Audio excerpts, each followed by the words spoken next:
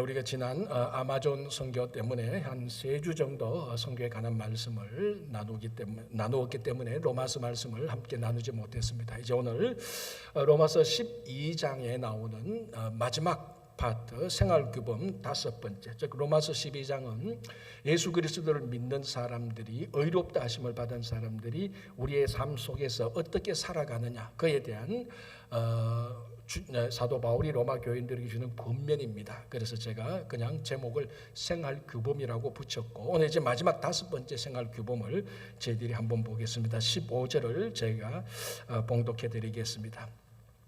즐거워하는 자들과 함께 즐거워하고 우는 자들과 함께 울라. 한마디로 말하면 공감하라는 것입니다.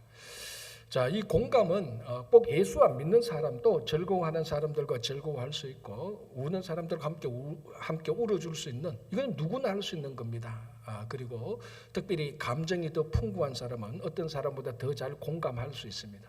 그러나 오늘 이 사도 바울이 로마서 12장에서 말한, 그리고 로마서 1장에서 11장 말씀을 선포하고 생활규범으로 주니 즐거워하는 자들과 함께 즐거워하고 우는 자들과 함께 울라고 하는 이 공감은 그냥 우리 일반적인 감정에서 나오는 그런 공감을 뛰어넘어 예수님의 마음과 함께하라는 그런 의미가 있습니다. 자, 먼저 간단하게 한번 보면요, 우리 이사야 선지자가 나중에 올 메시아 예수 그리스도에 대해서 이사야 7장 14절에서 이렇게 예언하고 있습니다.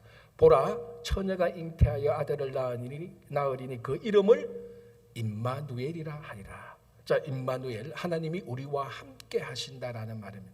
자, 이 말의 뜻은 우리가 언제 어디서 무엇을 하든지 내 상황이 어떻든지 간에 하나님은 나와 함께 하신다는 겁니다. 오늘 사도 바울이 말했던 이 표현을, 이 의미를 우리가 빌어서 같이 한다면, 내가 어디서 언제 어딘지 내가 울면은 주님은 나와 함께 울면서 같이 한다는 겁니다. 내가 기쁘면 나와 함께 기쁨을 나누면서 주님은 나와 함께 한다는 것입니다. 그래서 하나님께서, 성자 하나님께서 우리의 삶에 공감하여서 우리와 함께 삶을 나누기 위하여서 하늘의 영광을 버리시고 이 땅에 오셨습니다. 그게 바로 성육신 사건, 그게 바로 주님께서 이 땅에 오셔서 사역을 하시고 우리와 같은 동일한 삶을 사시고, 우리가 울 때 함께 울었고 우리가 아플 때 함께 아팠고 우리가 즐거울 때 함께 즐거워했던 그런 삶입니다.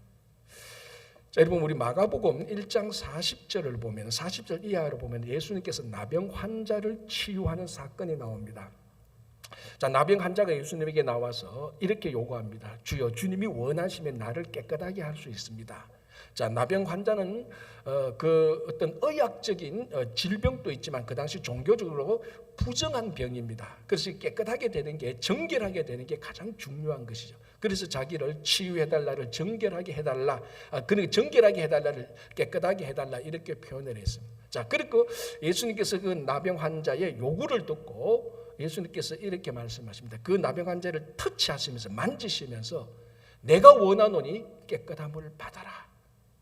그래서 이 나병 환자가 거기서 즉각 회복하게 되고 치유를 받습니다. 자, 이것이 마가복음 1장 40절에 나오는 나병 환자 치유 이야기인데요, 여기서 제가 의도적으로 하나를 뺀 게 있습니다. 사실은 뺀 줄 모르죠. 뺀 줄 모를 겁니다. 너무나 자연스럽으니까. 뭘 더 뺀 게 있어? 가장 중요한 걸 제가 하나 뺐습니다. 뭘 뺐습니까?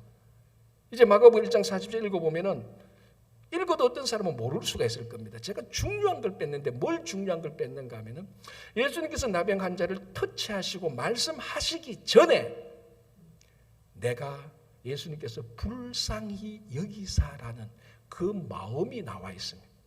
제가 그 말을 쏙 뺐습니다. 이 말을 쏙 빼도 여러분들은 우리는 아무렇지도 않는 듯 듣습니다. 그러나 그 치유에서 가장 중요한, 그 나병 환자를 고칠 수 있는 가장 중요한 예수님의 마음, 불쌍히 여기사, 이거를 NIV 영어 성경을 보면 compassion이라고 되어 있습니다. 함께하다, passion, 고통, 느껴보는 그가 느끼는 감정. 예수님께서 나병 환자의 고통과 그 아픔과 서러움과 그것을 예수님께서 함께 했습니다. 그 패션, 그 고통을 예수님께서 함께 했기 때문에 예수님께서 나병 환자의 고통을 느껴보니, 야, 이거는 고쳐야 되겠다는 말입니다. 우리가 말하는 식으로 하자면 그래서 예수님께서 불쌍히 여기사 손을 대시며 내가 원하노니 깨끗함을 받아라 라고 말. 이게 바로 예수님의 마음, 이게 예수님께서 우리에게 느끼는, 우리에게 주시는 공감입니다. 이게 예수님 마음의 가장 기본적인 마음이고, 그래서 우리는 이 예수님의 마음인 공감을 우리가 할 줄 알아야 되는 거예요. 5살짜리 어린아이가 바로 옆집에 놀러를 갑니다. 이제 가면서 물론 그 옆집 가는 사이는 너무나 가족처럼 같이 친하기 때문에 뭐 5살이 옆집에 가도 아무런 이상이 하지 않습니다. 그래서 이 아기가 가면서 아빠, 내 1시간만 놀고 올게. 아빠가 뭐 그 가족처럼 지내니까 그래 갔다가 딱 1시간 놀고 와야 돼. 해서 그 5살짜리 아이를 옆집에 보냈습니다. 그런데 1시간 놀고 오겠다는 아이가 25분을 지체해서 1시간 집 나가는데 25분 늦게 왔습니다. 그래서 아빠가 생각합니다. 이 5살짜리가 벌써부터 약속을 지키지 않는구나. 가르쳐야 되겠다. 그래서 불렀습니다. 너 1시간만 놀고 온다는데 왜 25분 늦었어? 왜 약속을 지키지 못했어? 하니까 이 아이가 말합니다. 아빠, 내가 약속을 지키려고 1시간 만에 오려고 하는데 인형이 깨졌어. 그러니까 아빠가 그래? 그럼 그 인형 고치느라고 늦었구나. 하니까 이 아이가 하는 말이 아니, 친구하고 같이 우느라고 늦었어 라고 말을 했답니다. 이게 공감입니다. 그 친구의 인형이 깨지니까 이 친구가 우는 겁니다. 그러니까 이 5살짜리가 이 친구하고 같이 우느라고 1시간 약속을 지키지 못하고 25분 딜레이해서 온 겁니다. 이게 공감입니다. 어른들은 또는 기성세대들은 또는 다른 사람들은 인형이 부서지면은 인형을 고쳐야 되겠구나, 기계적으로 물리적 회복을 생각하지만 그 5살짜리 아이는 이 인형이 깨어짐으로 자기와 함께 있는 이 자기 친구가 얼마나 슬플까, 그걸 먼저 공감한 겁니다. 이게 예수님의 근본적인 마음입니다. 예수님께서 안식일 날에 많은 병자들을 고쳤습니다. 그 병자들을 고칠 때 거기 함께 있었던 율법에 도통했던 바리새인들, 서기관들, 제사장들, 율법사들이 있었지만 아무도 그 병자들의 아픔과 그 서러움과 그가 당했던 그 무시와 차별을 공감하지 못했습니다. 율법 규정만 따졌습니다. 율법 규정만 따질 때 거긴 어떤 공감이 없고, 율법 규정만 따고 어떤 공감이 없을 때 누구도 그 사람을 치유하고자 하는 마음이 생기지 않았던 것입니다. 예수님은 안식일에 율법을 보기 전에 예수님에게 나왔던 그 모든 병자들의 아픔에 공감할 줄 알았던 것입니다. 어느 한 치유 세미나에서 이제 강의를 하는데, 그때 이제 치유 세미나의 본문이 누가복음 8장이었습니다. 누가복음 8장 중간에 보면 어떤 내용이 나오는가 하면은 예수님께서 회당장 야위로의 딸을 고치러 가는 장면이 나옵니다. 이 회당장 그러면은 그 커뮤니티에서 가장 존경받는 신앙의 어른입니다. 그 회당의 회당장이니까. 그런데 이분이 자기 딸 12살 된 무남 동료가 막 죽어가고 있습니다. 그러니까 얼마나 그 마음에 절박함이 있겠습니까? 그래서 누가복음 8장을 보면은 이 회당장이 그 마을에서 가장, 그 커뮤니티에서 가장 존경받는 이 회당장이 예수님의 발 앞에 엎드려 버립니다. 옆에서 보면은 마치 전쟁에서 승자와 패자가 있는데 패자가 그 앞에 굴종하는 그런 모습을 보입니다. 그러면서 자기 딸을 고쳐달라고 요구를 합니다. 12살 된 딸이. 그래서 예수님께서 그 요구를 듣고 그 딸을 고치러 가는 도중에 이번에는 12년 동안 혈루증 걸린 여인. 자, 이 혈루증은 피가 흐르는 내용인데요. 사실은 보면은 이 여성의 자궁에서 계속 피가 흘러내리는 아주 부정한 병입니다. 그게 의학적으로도 참 힘들지만 못 고쳤지만 이 신앙적으로 종교적으로 굉장히 부정한 여인이라서 그 12년 동안 혈루증으로 인한 이 여인의 그 내면에는 우울과 열등과 종교적인 죄의식과 말할 수 없는 내면의 피해의식이 있었습니다. 그런데 이 여인이 한번 예수님께서 지나가신다고 하니까 혹시나 자기도 고침을 받지 않을까. 그런데 너무 혈루증으로 12년 앓았으니까 사람들 앞에 나서지를 못하는 겁니다. 그래서 어떡합니까? 예수님이 지나가는데 그 뒤에 겨우 가서 옷가루를 살짝 만져서 치유함을 받게 됩니다. 이게 이제 예수님께서 회당장 야유의 딸을 고치러 가는 도중에서 일어났습니다. 그래서 예수님께서 그 여인을 드러내시고 그 여인의 믿음을 칭찬하시고 그 여인의 내면까지도 회복시켜주고 회당장의 집에 갔는데 이 회당장의 딸이 그때 맞춰서 죽게 됩니다. 그래서 주님께서 그 죽은 회당장 야이로의 딸을 살려냅니다. 그러니까 그 옆에 있던 제자들과 많은 사람들이 우와하게 되는 거죠. 아니 우리가 모시고 있는 이 선생님 예수라는 도대체 누구기에 죽은 사람도 살리는 것. 자, 이게 바로 그 치유 세미나에서 사용했던 본문입니다. 자, 이런 얘기를 하고 이 치유 세미나 강사가 각 참여한 사람들한테 한 가지 질문을 던집니다. 자, 여러분들도 한번 생각해 보십시오. 여러분들은 방금 이 두 가지 사건, 아니 사실은 하나로 엮여 있죠. 하나로 엮여 있는 두 가지 사건, 야이로의 딸 고치는 사건과 12년 혈루증을 고치는 이 사건 속에서 여러분들은 누구에게 가장 공감이 갑니까? 누구에게 가장 마음이 애틋하게 내가 저 사람하고 함께 싶다는 누구에게 가장 마음이 갑니까? 그래서 조사를 해보니까 회당장과 이 12년 그 혈루증 여인이 1등을 차지했습니다. 그렇지 않겠습니까? 이 회당장은 어때서 자기 무남 동료가 죽어가는데 아버지로서 그 마음이 얼마나 애틋하겠습니까? 근데 집에 가보니까 죽었던 아이가 다시 살아나니까 그 슬픔과 절망과 좌절 속에서 환희로 피어오르는 그 세미나에 참여한 사람 거기 다 공감을 하는 겁니다. 우리도 그렇지 않겠습니까? 그리고 12년 혈루증 걸린 여인 그 아픔 그게 얼마나 우리가 거기에 공감하지 않을 수가 없습니다. 그리고 난 다음에 또 어떤 사람은 그 해당장 야이로의 딸에 굉장히 공감한다. 그 12살짜리가 죽음 앞에서 얼마나 두렵고 공포스러웠었고 외로웠을까. 공감이 가는 거예요. 또 어떤 사람은 제자들에게 공감한다는 겁니다. 그 제자들이 예수님의 치유를 보고 놀랐던 것. 나도 이 얘기를 듣고 예수님께서 정말 죽으신 사람을 살리는구나. 거기에 그 기적을 보면서 제자들이 놀랐던 그 공감, 그 감정을 자기도 느끼겠다는 거예요. 그런데 딱 6명만, 거기 600명이 참여했는데 6명 그러면 몇 %죠? 여러분 주무시는 것 같아서 제가 질문을 던지는 거예요. 600명이 6명은 1%입니다. 1%만 나는 예수님에게 공감한다고 딱 썼어요. 이 7세미나 강사가 박수를 치면서 바로 이 사람들입니다. 여러분들이 오늘 600명이 치유 세미나에 오셨고 이 본문을 봤는데 여러분들이 누구에게 공감하는 것은 다 여러분들의 마음입니다. 그걸 나쁘다고 말할 수가 없습니다. 다 여러분의 삶의 상황과 병행에 공감하는 사람들이 다 있습니다. 그러나 만약에 여러분들이 진짜 치유 사역자로서 사역을 한다면 이 본문에서 여러분들은 예수님의 마음에 공감할 줄 알아야 다른 사람을 공감할 수 있습니다라고 말을 했습니다. 여러분, 예수님께서 이 땅에 오신 이유는 죄인된 우리의 총체적인 타락과 부패에 공감하셔서 우리를 구원하시려고 오신 것입니다. 영원한 타락과 영원한 지옥에 있을 우리들에게 예수님께서 도저히 그걸 공감하니까 견디지 못해서 이 땅에 오셔서 우리를 구원해 주신 것입니다. 이제는 우리를 구원하러 오신 그 예수님의 마음에 우리가 공감해야 되는 겁니다.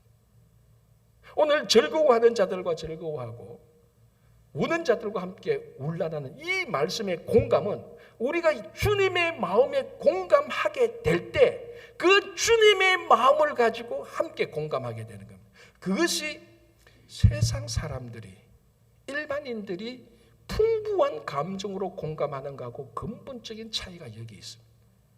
우리가 주님의 마음에 공감하게 될 때 주님께서 싫어하시는 것을 우리도 싫어하게 됩니다. 우리가 주님의 마음에 공감하게 될 때 주님께서 좋아하시는 것을 우리도 좋아하게 되는 것입니다. 그런데 우리는 어떻습니까? 내가 주님에게 공감하기 전에 주님이 내게 좀 공감하기를 우리는 요청합니다. 그래서 내가 싫으면은 주님도 싫어해서 내가 싫은 것을 다 버리고 내가 좋아하는 것을 주님도 좋아해서 내 좋아하는 일이 일어나게 해주셔서 그게 우리들이 주님에게 만나서 감정적으로 교류하는 방식입니다. 이제는 그걸 바꾸어서 내가 좋아하는 것을 주님께서 좋아하는 것이 아니고 내가 미워하는 것을 주님께서 미워하는 것이 아니고 주님께서 좋아하시는 것에 그 마음에 내가 공감하여서 주님이 좋아하시는 것을 나도 좋아하고 주님이 하시기를 원하는 것을 나도 하기를 원하는 주님께서 악과 부정과 타락을 싫어했다면 갈등과 분열을 싫어했다면 우리도 그것을 싫어하는 것입니다. 그래서 우리 삶의 감정과 공감의 기준은 내 감정과 내 느낌이 아니고 주님의 감정과 주님의 느낌이 우리 삶의 기준이 되어야 되는 거예요. 그때에 진짜 형제자매들과 함께 즐거워하고 기뻐하게 되는 것입니다. 자, 그 다음 구절 한번 볼게요. 이렇게 되어 있습니다. 서로 마음을 같이 하며 높은 데 마음을 두지 말고 도리어 낮은 데 처하며. 자, 여기서 우리가 중요하게 봐야 될 단어가 하나 있는데 낮은 데라는 말입니다. 높은 곳이 아니고 낮은 데. 그런데 이 낮은 데 원래 헬라어 뜻 타페이노스는요, 위치나 장소나 공간을 말하는 단어가 아니에요. 이 단어는 어떤 사람의 마음의 태도를 말하는 단어입니다. 무슨 어떤 사람의 태도인가 하면 노예 또는 종, 노예나 종이 자기가 생존하기 위하여서 취할 수밖에 없는 비굴한 태도입니다.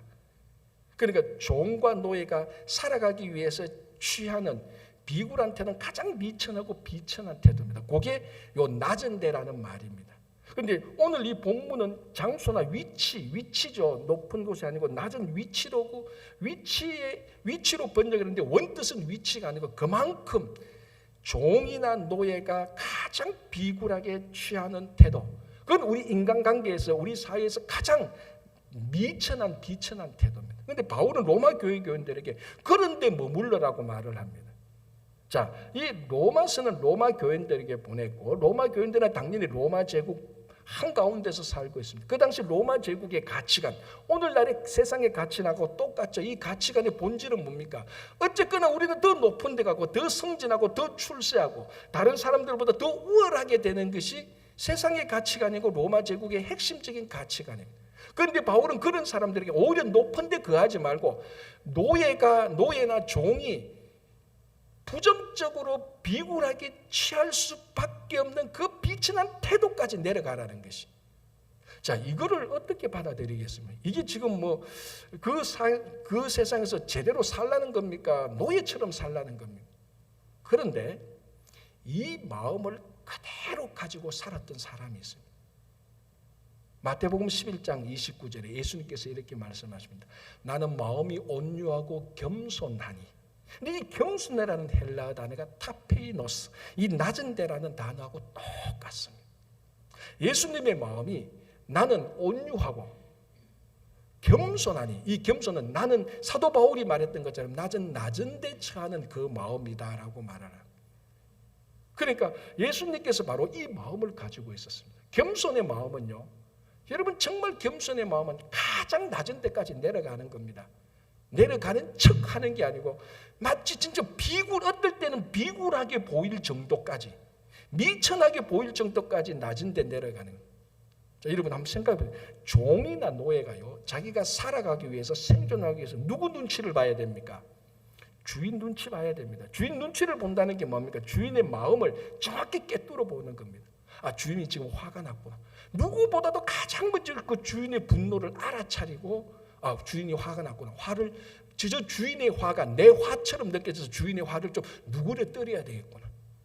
아, 주인께서 굉장히 기쁘구나. 주인이 기쁘니까 종도 기쁜 거예요. 왜? 주인이 기뻐서 좋으면 결국은 자기한테도 좋은 일이 되거든요. 이 종이나 노예는 누구보다도 주인의 마음에 잘 공감할 수 있는 사람입니다. 그래서 낮은 데 처하라는 것은요, 낮은 데 처해야 다른 사람을 공감할 수가 있습니다. 여러분 한번 생각해 보세요. 지금까지 여러분 인생의 경험을 생각할 때 여러분들이 교만해질 때 또는 주변에 교만한 사람이 다른 사람들의 아픔과 즐거움에 동감하던가요? 여러분들이 동감했습니까? 그렇지 않지 않습니까? 우리가 정말로 낮고 비천했을 때, 내 삶이 무너졌을 때, 내 삶이 박살났을 때 지금까지 보지 못했던 다른 사람의 아픔이 보이고 눈물이 보이고 슬픔이 보이는 겁니다. 거기서 회복될 때 지금까지 누리지 못했던 기쁨과 즐거움을 느끼게 되는 겁니다. 그래서 시편 기자는 뭐라고 말합니까? 하나님께서 기뻐하시는 것은, 하나님께서 기뻐하시는 제사는 상한 심령이라고 말합니다. 오늘 여러분들이 예배를 드리러 왔는데요, 하나님께서 가장 기뻐하는 것은 낮은 데 처하는 마음, 심지어 종이나 노예가 살아가기 위해서 몸부림치면서 가장 비천하게 처할 수밖에 없는 그 상한 감정을 가지고 올 때 주님께서는 그 감정을 받으시고 영광을 받으시는 겁니다. 왜? 그 감정이 그 상한 게 있어야, 낮은 데 있어야 주님의 마음을 알 수 있거든요. 여러분, 여러분들이 아무리 높은 데 있으면요, 아무리 높은 데 있어도, 여러분이 세상에 높은 데 있으면 사람으로부터 인기를 받고 관심을 받고 존경을 받을 수는 있습니다. 그러나 높아지면 높아질수록 주님의 마음은 더 알 수 없게 됩니다. 낮아지면 낮아질수록 종이나 노비처럼 비천한 마음에 상한 심령이 될 때 정말 주님께서 우리를 향한 마음을 공감할 수가 있는 것입니다. 그리고 다니엘 에버렛이라는 사람이 있습니다. 이 사람이 지금 우리가 지난주 갔다 온 아마존, 그 지역에 아마존에 가면 여러 종족들이 있습니다. 굉장히 아직도 다 밝히지 못한 종족들이 있을 수도 있죠. 여러 종족 가운데 피다한 종족의 선교를 하려다 합니다. 피다한이라는 종족. 그 종족이 한 400명밖에 없어요. 그런데 이 피다한 종족은 400명인데 자기들만의 독특한 언어를 씁니다. 스페니쉬를 쓰는 것도 아니고 포르투갈어를 쓰는 것도 아니고 영어도 쓰는 것도 아니고 자기들만 가지고 있는 언어를 쓰는데 문법책이나 글도 없습니다. 말만 있습니다. 자, 여기에 이제 에베레스라는 사람이 돼서 선교를 하는데 가장 중요한 건 뭡니까? 말을 배워야 됩니다. 그 사람들이 말을 배워야 돼. 그래 커뮤니케이션을 하는 거죠. 전 지구 생사 한 400명 정도만 사용하는 피다한 언어를 배우려고 이 에베레스이 그네들의 삶을 관찰합니다. 요럴 때 요런 상황에서는 요런 음성을 내는구나. 저렇게 슬플 때는 저런 사람들이 저런 음성을 내고 저기 슬프다는 말이구나. 나름대로 배웁니다. 1년, 2년 있어도 하나도 언어를 배우지를 못해요. 내가 왜 언어를 배우지 못할까? 라고 자기 자신을 되돌아보면서 중요한 한 가지 사실을 깨닫는데 그게 뭔가 하면은 지금까지 이 에베레시 피다한 그 아마존 종족을 보면서 관찰하면서 언어를 배우려고 했던 자기의 태도에서 뭘 발견하는가 하면은 마치 자기가 피다한 종족을 관찰하는 그 모습이 사람이 개미를 관찰하는 것처럼 자기가 그렇게 관찰했어요. 무슨 말인가 하면은 우월하고 문명화된 백인이 원시인이고 미개한 사람 같지도 않은 그 사람의 저 밑에 보고 자기는 우월한 쪽에서 그것을 교만한 마음을 가지고 자기는 높은 데고 저 사람은 미개한 데 있으니까 그런 식으로 관찰하니까 그네들의 언어가 배울 수가 없었다는 것을 발견한. 그래서 다시 봅니다. 그럼 쟤네들은 언어를 어떻게 습득할까? 그 우리가 일반적으로 말하는 대로 어린아이가 한 명 태어나니까 그 어린아이는 자연스럽게 피다한 언어를 하는 겁니다. 당연한 거 아닙니까? 그죠? 이게 당연한 건데 여기에 무시무시한 진리가 있는 겁니다. 지금까지 에버렛은 그 피다한 언어를 배우려고 한 번도 그 종족의 어린아이처럼 낮은 데 가보지를 못했습니다. 저 어린아이 문명의 영향도 받고 미개하고 원시인 아니야. 내가 쟤네들을 도와주러 왔지. 나는 글도 알고 언어도 알고 문명도 알고 대학도 나오고 배운 것도 말고 많은데 쟤네들을 가르쳐야지.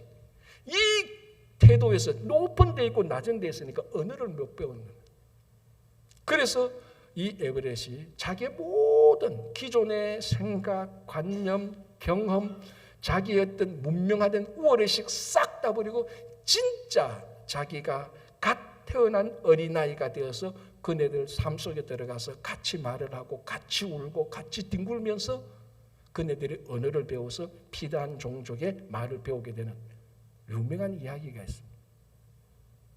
여기서 왜 처음에 이 에버렛은 실패했을까요? 낮은 데 처하지 못했거든. 그래서 나중에 자기가 무시했던 사람 취급도 하지 않게 보였던 그 종족의 가장 어린아이처럼 자기가 그 밑에 내려가니까 그 비천한 자에 내려가서 그네들의 삶을 보니까 공감하게 되고 언어를 배우는 겁니다. 문법을 배우는 정도가 아니라 그네들의 언어를 배우고 삶을 배우는 겁니다. 이것이 바로 오늘 사도 바울이 말합니다. 낮은 데 처하며. 예수님께서 가장 낮은 데 처했던 십자가 사건이 가장 낮은 데 처합니다. 이 십자가 사건은 어떤 것보다 미천한 고통스러운 자리입니다. 지금은 교회가 십자가를 가장 높이 걸어놔서 십자가 가장 높은 데 있는 것처럼 보이지만요. 십자가의 가장 근본 정신은 오늘 여기서 말했던 낮은 데 처하는 예수님의 겸손한 마음하고 같습니다. 그때에 우리가 주님의 마음을 공감하게 되고 그리고 우리가 다른 사람들과 진짜 그제서야 즐거워하고 기뻐하게 되는 것입니다. 자, 하나만 더 볼게요. 18절. 할 수 있거든 너희로서는 모든 사람과 더불어 화목하라. 위로가 됩니까? 도전이 됩니까? 부담이 됩니까? 여러분. 웃는 이유는 제가 여러분이 말하는데 제가 압니다. 제 마음하고 똑같을 겁니다. 모든 사람과 더불어 화목하라. 집에서 배우자하고도 화목 안 되는데, 자식놈하고도 화해가 안 되는데 모든 사람과 화해라. 근데 위로되는 말일 수 있어요. 할 수 있거든. 다행이다. 나 저 사람과는 할 수 없어. 그럼 할 수 있거든 화해하라 그랬으니까 나 할 수 없으니까 화해 안 해도 돼. 이런 문구가 아닙니다. 여기서 할 수 있거든이라는 것은 모든 사람과, 즉 악을 행하는 사람과 타락과 부패를 일삼는 사람과도 화해하라. 그런 말이 아닙니다. 여기서 할 수 있거든이라는 이 제안은 악과 부정과 잘못과 타락을 빼고 그런 악과는 화해할 수는 없지 않습니까? 바로 그런 제안입니다. 그런데 이 할 수 있거든은 이 제안을 내가 당연히 화해를 해야 되는데 화해하기 싫어서 변명거리로 삼는 할 수 있거든의 의미가 아니라는 겁니다. 악과 저주와 부정 외에는 우리는 모든 사람과 다 화해를 할 수가 있고 화해해야 될 의무가 있고 화해를 하는 겁니다. 그래서 이 할 수 있거든은 사실은요 제한이 아니고 할 수 있으니 모든 사람과 화목하라, 그런 의미하고 똑같습니다. 여러분, 우리 성경을 보면은 화해의 자리가 가장 잘 보여지는 장소가 있는데 그게 바로 식탁입니다. 식탁 공동체. 한 테이블에 앉아서 같이 식사를 할 때 그는 용서와 관용과 화해와 평화가 있는 것입니다. 가장 대표적인 테이블이 누구의 테이블이겠습니까? 다윗의 저녁 식사 테이블. 거기 누구누구가 앉았죠? 성경을 아는 사람은 말하고 다윗이 있었고 다윗의 아들들이 있습니다. 압살롬이 있었고 아도니아가 있었고 또 다른 아들들이 있었죠. 또 누가 있습니까? 머비보셋. 머비보셋이 누굽니까? 요나단의 아들이며 사울의 손자, 다리 장애인. 사울이 다윗을 죽이려고 10년 이상을 노력했지 않습니까? 그럼에도 불구하고 다윗은 자기가 왕이 되었을 때 사울의 손자, 그러니까 베냐민 가문의 마지막 유일한 혈육한 사람, 이 사람은 원래는 죽여야 되고 숙청해야 되는 게 맞습니다. 원래 시스템으로 말하자면. 그럼에도 불구하고 다윗은 머비보셋을 용서하고 관용해서, 관용을 베풀어서 자기 식사 테이블에 자기 아들과 같이 화해하도록, 그리고 이 아들이 나중에 왕이 될 때 머비보셋을 죽이지 못하도록 미리 시스템을 세팅하고 있습니다. 그 식사 자리가 화해의 자리입니다.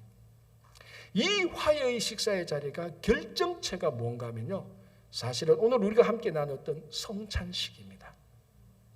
자, 우리가 오늘 방금 성찬을 하면서 예수님의 살과 피에 동참했습니다. 그 예수님의 살과 피는 어떤 살과 피입니까?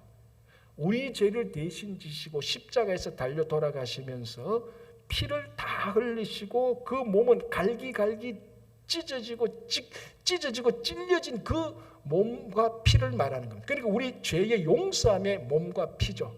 그래서 우리는 주님의 보혈의 공로를 믿어서 구원을 받았고 성찬을 함으로 말미암아 매일 성찬을 할 때마다 구원을 다시 리마인드하고 그 구원을 다시 경험하게 되는 겁니다.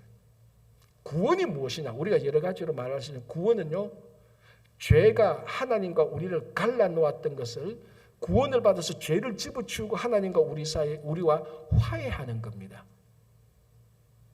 우리가 구원받았다는 말은 우리를 심판하는 하나님과 화해를 했기 때문에 그 심판에서 면제되는 것입니다. 그래서 성찬에서 여러분들이 성찬을 하면 반드시 여러분 삶 속에 일어나야 되는 사역이 화해입니다. 그래서 초대 교회 때는요, 두 성도가 다투었다, 그걸 알았다면 이 두 사람은 성찬에 참여하지 못하게 합니다. 왜? 성찬의 가장 기본은 화해니까. 그래서 당신 두 사람이 싸웠습니까? 갈등이 있습니까? 그럼 두 사람이 화해를 하십시오. 화해를 했다고 인정이 되면 성찬에 참여하십시오라고 말을 했습니다. 저는 오늘 여러분들이 성찬에 참여할 때 그 말을 하지 않았습니다. 다행이죠. 그러니 여러분이 다 참석한 건 아닙니까? 다행이죠. 그러나 이게 끝났습니까? 성찬이 우리에게 주어지는 화해의 미션, 이게 끝났습니까? 아닙니다. 여러분들은 성찬하기 전에 화해를 못했으니, 성찬에 참여했으니 이제 화해를 하셔야 됩니다. 그러니까 먼저 동의받고 성찬한 게 아니고 성찬받고 이제 하라는 겁니다. 그래서 성찬에 참여한 여러분들은 이제부터 중요한 사역이 있습니다. 무엇이 있습니까? 할 수 있거든 모든 사람과 화해하라. 이게 아니고 여러분들은 이제 할 수 있습니다. 모든 사람과 화해할 수 있습니다. 여러분, 한두 사람 좀 있지 않습니까? 지금 화해해야 될 사람들. 한두 사람에게 너무 많아 헤아리지 못합니까? 괜찮습니다. 오늘 여러분들이 이 성찬에 참여했다라면 도저히 화해하지 못하는 우리를 하나님께서 화해하셨습니다. 그래서 오늘 여러분들은 이제 이 성찬에 참여한 여러분들은 할 수 있습니다. 모든 사람과 화해하시기 바랍니다. 그래서 매일매일이 여러분들이 가는 곳에 화해가 일어나고 평화가 가득한 삶의 장소가 되기를 간절히 바랍니다. 기도하겠습니다.